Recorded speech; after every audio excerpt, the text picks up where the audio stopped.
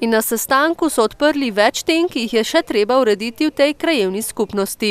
Ta zbor krajanov smo obljubili krajanom, prebivalcem Bršljina, že ob zapori Ljubljanske ceste. Takrat se je izkazalo, da je pereč problem nesodelovanja krajanov pri takih zadevah, pri velikih projektih.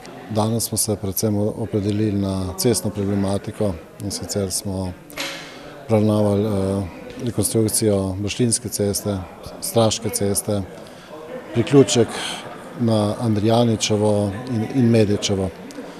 Ugotavljamo, da so potrebe ogromne. Po slabih izkušnjah, ki so jih imeli z ureditvijo Ljubljanske ceste, je bil tudi ta zbor krajanov eden od načinov, da se tovrstni zapleti v prihodnje ne ponovijo. Kar precej tem je v Bršljinu odprtih.